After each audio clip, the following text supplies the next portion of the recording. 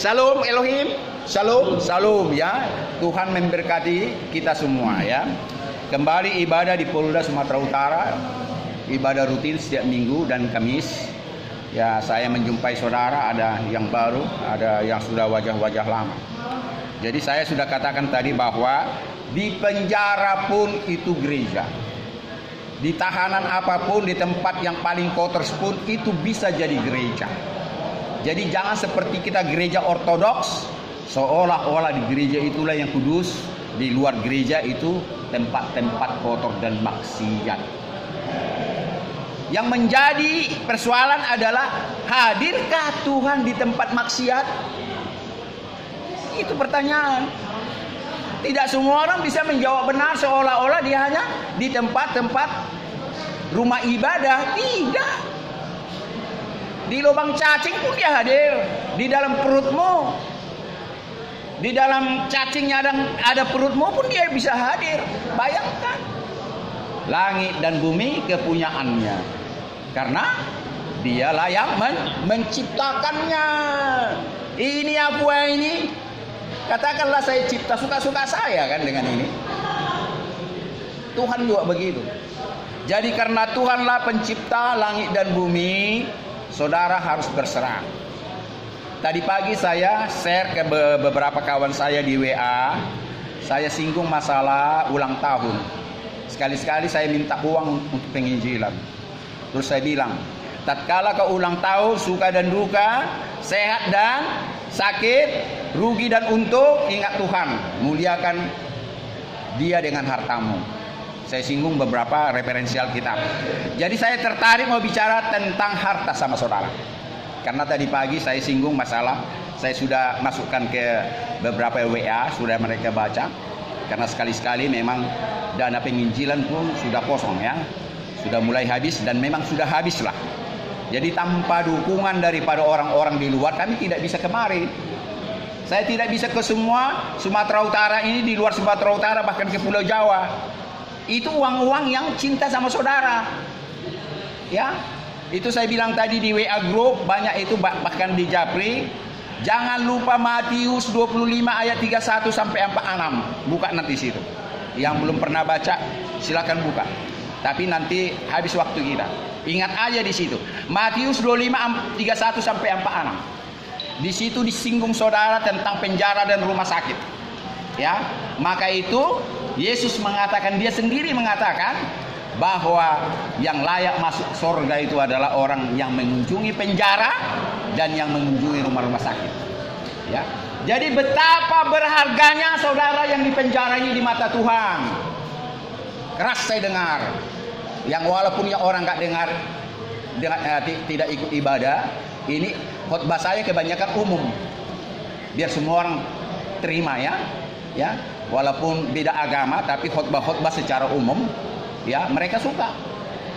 Ya, betapa berharganya saudara dalam penjara karena Tuhanmu sendiri dan juru selamatmu sendiri mengatakan, jika engkau mengunjungi orang di penjara, engkau sudah mengunjungi aku. Jika engkau mengunjungi, membesuk orang-orang di rumah sakit, engkau sudah membesuk aku. Ada kan di situ?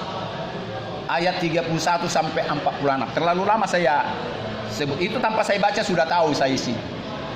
Jadi inilah dikatakan Yesus pada saat dia mengatakan, di dalam kerajaan sorga ibarat gembala memisahkan kambing dan domba. Sudah dengar? Pernah dengar? Sebelah kirinya dibikinlah kambing-kambing, kanan adalah domba-domba. Coba yang kencang, sebelah kiri apa? Kiri kambing, sebelah kanan domba-domba. Sebelah kanan domba-domba. Apa dikatakan ke sebelah kiri? Sebelah kanan dulu. Terimalah kerajaan sorga yang sudah dipersiapkan kepadamu sejak dunia ini dijadikan. Karena tatkala aku lapar, engkau kasih aku makan. Tatkala aku haus, engkau berikan aku minum. Tatkala aku menjadi orang asing, engkau kasih tumpangan. Tatkala aku telanjang, engkau kasih aku pakaian. Tatkala aku di penjara, engkau mengunjungi aku. Tatkala aku di rumah sakit, engkau membesuk aku. Ada 5 ini. Jadi itulah saya katakan kepadamu kawanku, bahwa orang-orang di penjara ada di situ sangat berharga di mata Tuhan. Tepuk tangan buat Tuhan. Jangan sama saya. Ya. Sekali lagi saya katakan, sangat berharga orang-orang di rumah sakit dan orang-orang di penjara. Saudara diminta untuk bertobat. Saudara diminta untuk bertobat dan saudara harus merendahkan diri. Apa pernah dikatakan? Inilah anak kecil. Siapa tidak seperti anak kecil ini yang merendahkan diri, dia tidak layak masuk kerajaan surga. Jangan sombong di mata manusia, apalagi mata Tuhan. Kita merendahkan diri. Dan tatkala Yesus mengatakan, berbahagialah orang yang miskin di hadapan Tuhan, karena mereka yang mewarisi kerajaan surga. Miskin artinya bukan miskin harta. Miskin artinya selalu merasakan bagaimana kurangnya pengenalan akan Tuhan. Kurangnya firman itu selalu kurang. Itu artinya di situ tidak pernah merasa sudah cukup firman Tuhan. Sudah cukup pengenalan akan Tuhan. Selalu kita ngotot sampai mati. Ini yang disebut orang-orang semacam inilah yang mewarisi kerajaan surga. Banyak imam-imam, kepala pendeta-pendeta, pemuka agama seolah-olah dia sudah sempurna. Tetapi Yesus mengatakan, engkau harus miskin di hadapan Tuhan. Selalu ngotot, selalu lapar. Kalau orang Batak bilang nabi biun ya. Tiada hari tanpa membaca dan merenungkan firman Tuhan. Inilah orang yang mewarisi kerajaan surga. Jadi janganlah engkau masuk tatkala hari Natal masuk gereja, tatkala tahun baru masuk gereja. Ketawa ini. Coba sebut namamu siapa? Firman Bram. Yang keras. Firman Bram Sidauntar. Gereja mana? GKPI Seputi. GKPI Seputi. Ada situ ya, Seputi ya?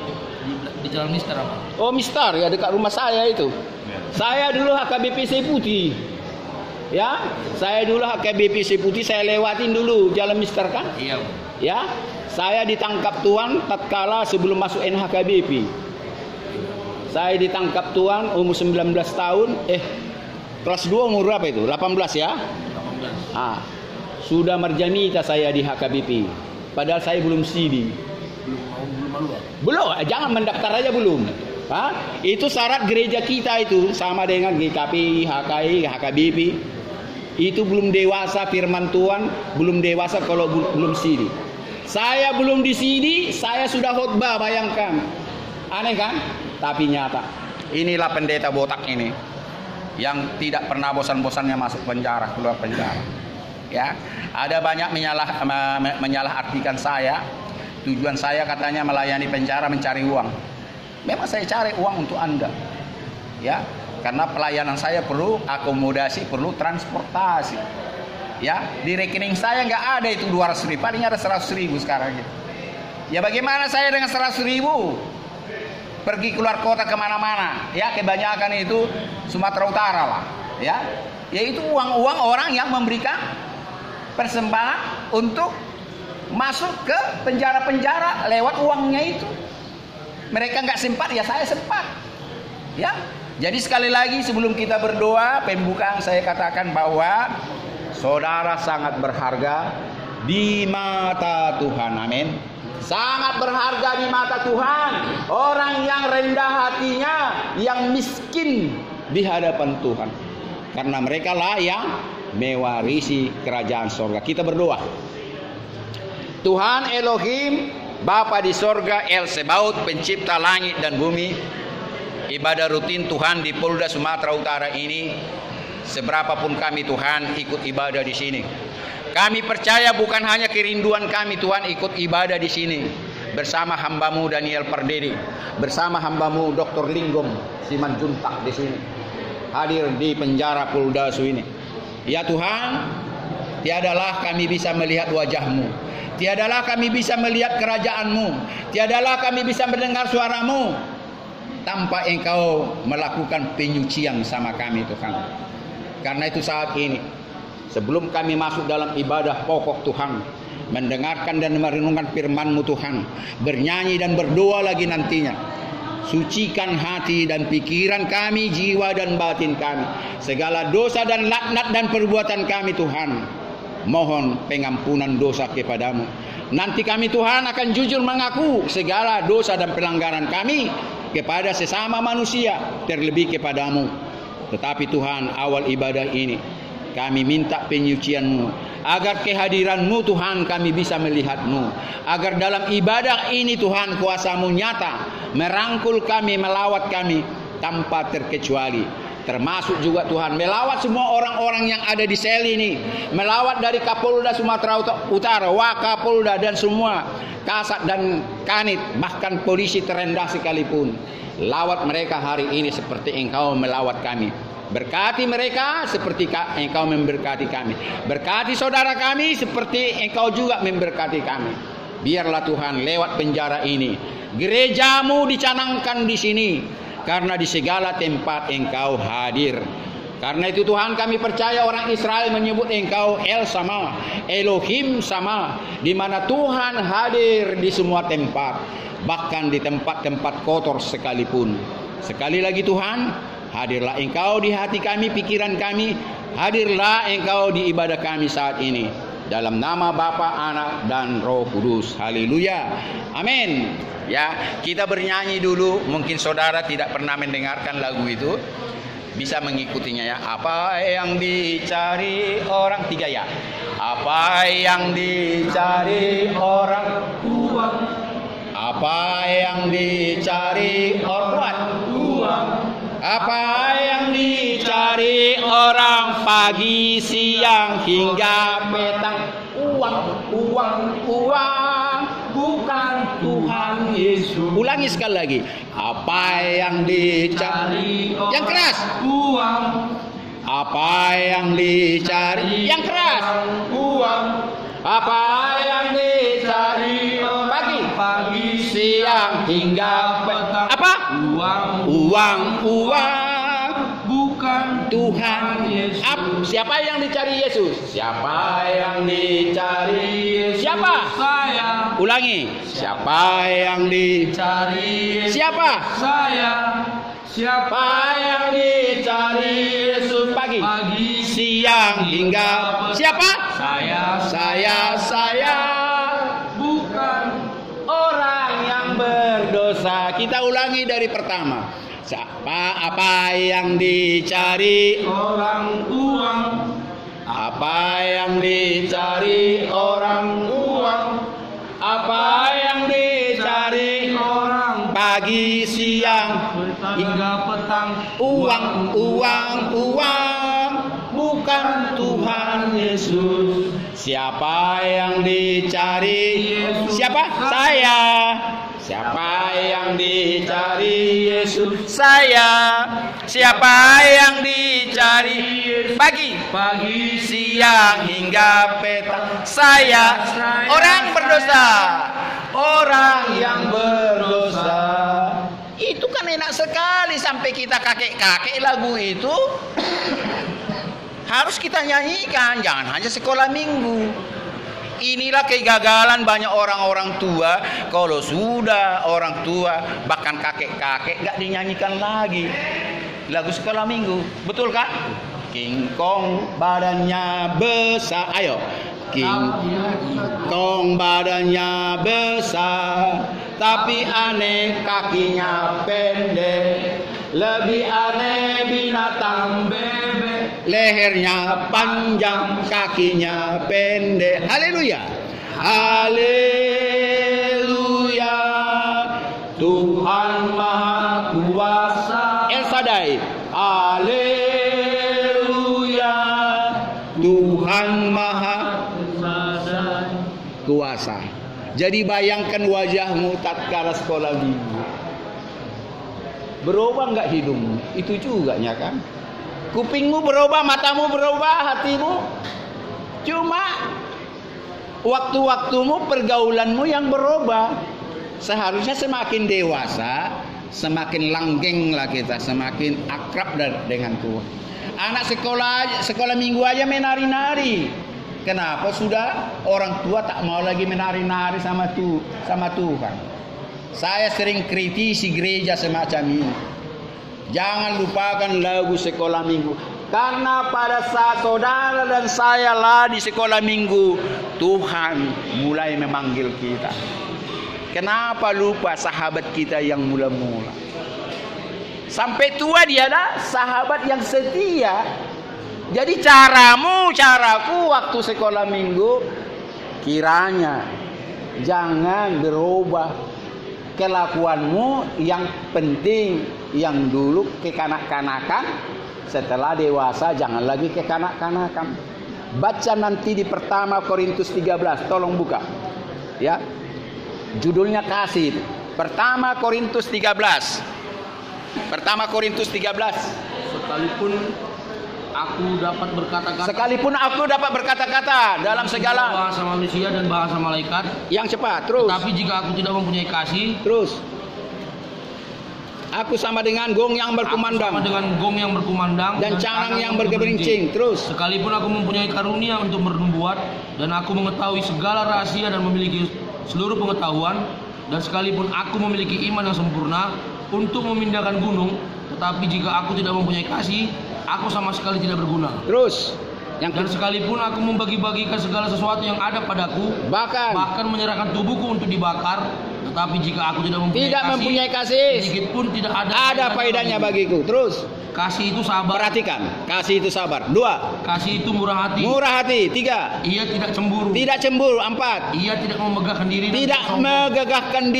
6. Terus. Ia tidak melakukan yang tidak sopan. Ia tidak melakukan yang tidak sopan dan tidak mencari keuntungan. Terus. Diri sendiri. Ia tidak pemarah. Dan tidak menyimpan kesalahan orang lain. Iya. Terus. Ia tidak bersuka cita karena ketidakadilan. Terus. Tetapi karena kebenaran. Ia menutupi segala sesuatu. Percaya segala sesuatu. Sabar menanggung segala sesuatu. Terus. Kasih tidak berkesudahan. Nubuatan akan berakhir. Terus bahasa roh akan berhenti. Pengetahuan akan lenyap. Sebab pengetahuan kita tidak lengkap dan nubuat kita tidak sempurna. Terus. Tetapi jika yang sempurna tiba, maka yang tidak sempurna ini akan lenyap. Terus. Ketika aku kanak-kanak. Perhatikan ini. Ketika aku kanak-kanak, aku berkata-kata seperti kanak-kanak. Aku merasa seperti kanak-kanak. Aku berpikir seperti kanak-kanak. Sekarang aku sudah dewasa. Aku meninggalkan sifat kekanak-kanakan itu. Terus. Karena sekarang kita melihat dalam cermin suatu gambaran yang samar-samar, tetapi nanti kita akan melihat muka dengan muka. Terus? Sekarang aku hanya mengenal yang tidak sempurna. Ya, terus? Tapi nanti aku akan mengenal dengan sempurna. Terus? Seperti aku sendiri dikenal. Ya. Demikianlah tinggal ketiga hal ini. Perhatikan yang terakhir, yaitu iman, pengharapan dan kasih. Jelas tadi di sini. Dan yang paling besar diantaranya ialah kasih. Kita ulangi sama-sama. Yang paling besar diantaranya adalah kasih. Jelas di situ. Tadi saya singgung sekolah minggu. Yang kita tinggalkan sifat-sifat yang tidak baik. Ya, kalau sudah dewasalah, ya kan? Kalau dulu berdoa dibaca, betul? Waktu sekolah minggu kan dibaca terkadang ya.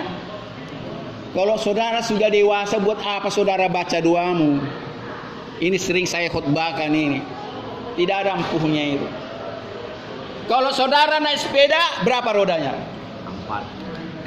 Hah? 3 belakang, 1 depan.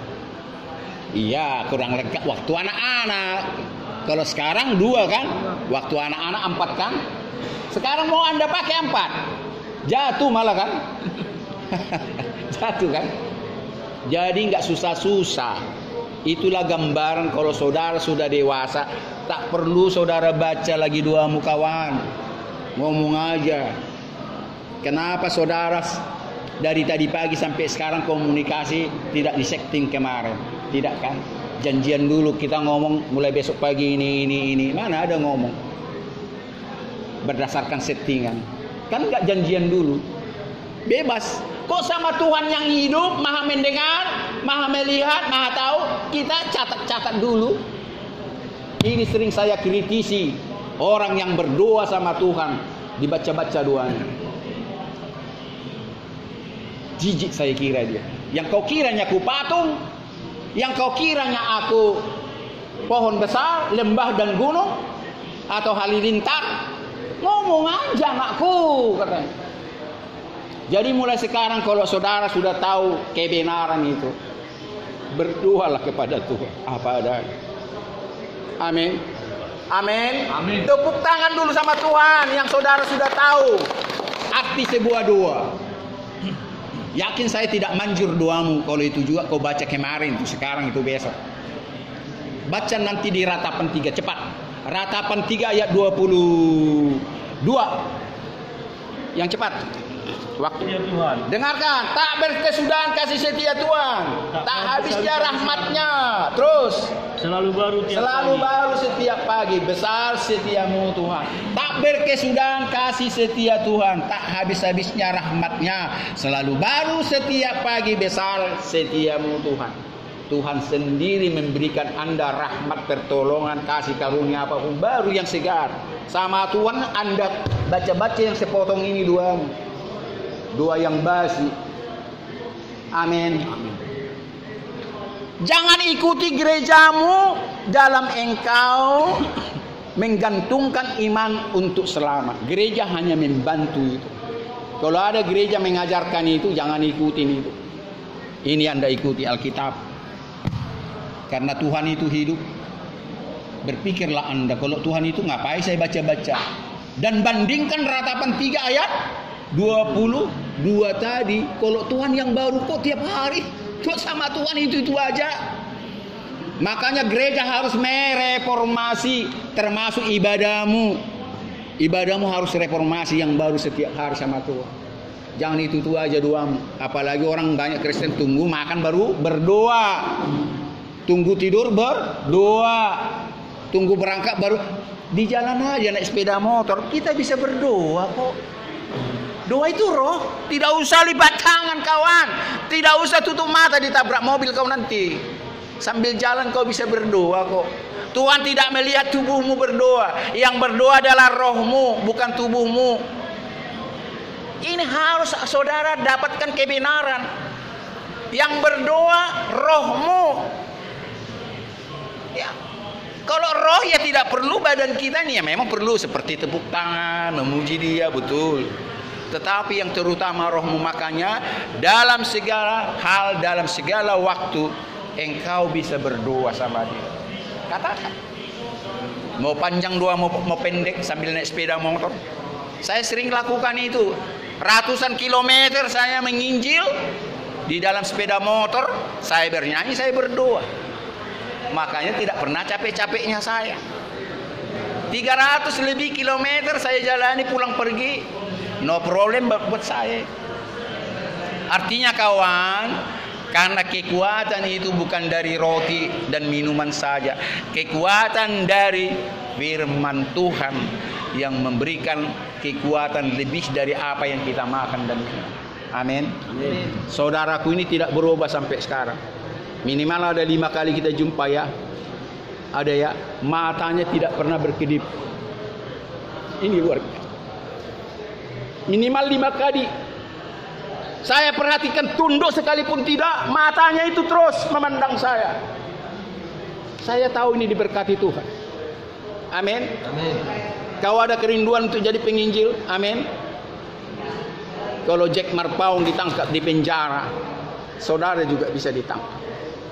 Dan percayalah tidak cukup kerinduan kita. Seberapa besar kerinduanmu jadi penginjil kalau bukan Tuhan memilihmu? Tidak bakalan. Karena Dia tahu siapa dirimu. Hanya keputusan Dia yang menentukan. Ingat nelayan-nelayan tatkala Yesus ke pantai, penjala-penjala itu kan. Ingat ya, sekolah minggu sering nelayan-nelayan itu tidak mendapat ikan, tapi Yesus lemparkanlah jala di mana engkau tidak biasa melemparkan, dilemparkannya. Mereka tidak sanggup mengisi ikan-ikan itu dalam perahu, malah dipanggil perahu-perahu yang lain. Mari, mari, banyak ikan, mari, mari, mari. Di situ mereka belum mengikut Yesus. Tatkala mereka melihat Yesus berjalan di atas air, belum mengikut Yesus. Dibilang itu hantu. Tetapi begitu mereka melihat mujizat itu, termasuk mujizat angin, ya, angin ribut diredakan dengan satu kata, diamlah, diam angin itu.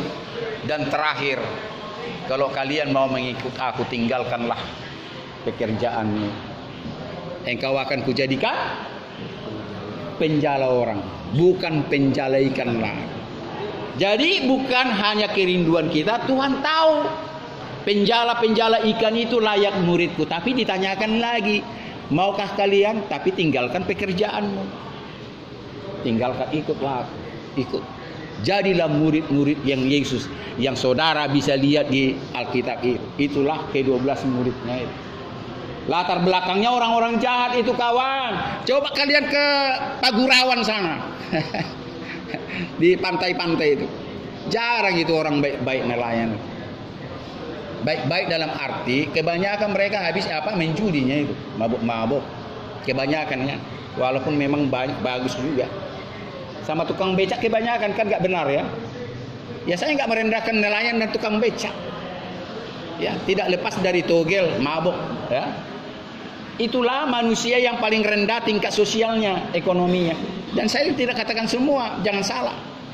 Tapi datang Yesus kepada orang yang paling miskin, yang derajat sosialnya paling rendah. Katakanlah orang-orang jahat dalam tanda petik. Itu yang ditangkap, bukan orang-orang dari gereja. Zaman Yesus sudah ada gereja loh. Jangan kira tidak, baik suci. Tapi nggak ditangkap muridnya dari situ, bukan imam-imam. Tapi seperti saudara, maafkan kalau saya bilang saudara orang jahat ya. Saya minta maaf ya. Betul, maaf ya. Karena saudara belum divonis. Karena setelah saudara divonis bersalah, baru saudara melakukan kejahatan, pelanggaran kepada pasal KUHP. Tapi saya anggaplah dulu kalian bersalah ya. Ya, jadi itu saya katakan, justru saudara-saudara lah dipilih Tuhan. Dari latar belakang yang jauh di mata Tuhan. Ingat Saulus yang jadi Paulus namanya, membakar gereja itu, kawan. Itu agama Yahudi itu, yang nggak percaya Yesus adalah Tuhan. Itu agama Yahudi dia itu. Dia diberikan pangkat yang luar biasa, imam kepala agama Yahudi, sanggup membakar gereja, mengobrak-abrik, uangnya banyak, suka-sukanya. Tapi apa akhirnya dia setelah bertobat? Yang dulu kuanggap untung, sekarang kuanggap rugi. Ditinggalkannya semuanya itu. Ingat Sakeus? Ya, pencuri itu Sakeus. Dia pemungut cukai, ditambah yang 100.000 ditambah 125.000 atau 120. Korupsi, diperas orang. Itulah. Jadi artinya begitu dia tobat dan menerima Yesus, dia berubah. Curiannya itu dihambur-hambur dibagikan. Inilah yang kita renungkan sekarang ini, bahwa setiap orang yang menggantungkan dirinya dengan uang akan jangan gantungkan dengan kekayaan. Memang kekayaan itu perlu, uang itu perlu. Banyak jalan pintas. Terakhir yang paling simpatik saya di sini, kalau narkoba udah sering, setiap masuk saya penjara ada itu. Tetapi yang menjual kulit terenggiling itu udah pulang dia. Sempat kenal? Sempat ya? Siregar ya? Saudara tahu berapa honornya itu? 150 juta. Hanya membawa sekian kilo kulit terenggiling yang harganya miliar. Kalau nggak salah 3M. Dia ngaku sama saya. Berapa? 150 juta Pak Pendeta. Ya, pendeta juga mungkin tergiur juga ya sekali bawa barang. Jadi itu saya mau katakan. Kalau saudara menggantungkan hidupmu dengan uang, hancur lenyap. Memang perlu uang. Karena Yesus pernah mengatakan apa? Orang hidup bukan dengan roti saja, tetapi setiap firman Tuhan yang keluar dari dia. Roti identik dengan uang. Kalau saudara menggantungkan dirimu dengan roti dan uang, habislah saudara. Baca nanti di Yesaya 55, ada di situ. Orang kalau yang menggantungkan dirinya kepada makanan dan minuman yang dibeli, tidak akan damai sejahtera. Makanlah dan minumlah roti dan minuman yang tanpa dibeli, ada di situ. Ayo makanlah katanya. Itu ditawarkan Yesaya 55. Inilah khutbah saya pertama di penjara di Jakarta. Khutbah saya pertama saya nggak lupa. Ya, di penjara Cipinang, Jakarta. Jadi nggak pernah saya lupa Yesaya 55 itu. Saya ajak semua orang-orang di penjara itu makan roti yang saya tawarkan dan minuman yang saudara tidak beli, yaitu firman Tuhan.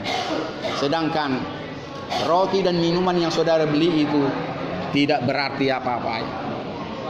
Di situ saya berjumpa dengan konglomerat Ongko Wijaya. Mungkin saudara tidak kenal. Ya, Ongko Wijaya itu penipu ulung. Orang kaya berat itu. Ya. Jadi dia melarikan uang negara sekian banyak. Jadi saya ingat benar apa yang tertulis di situ.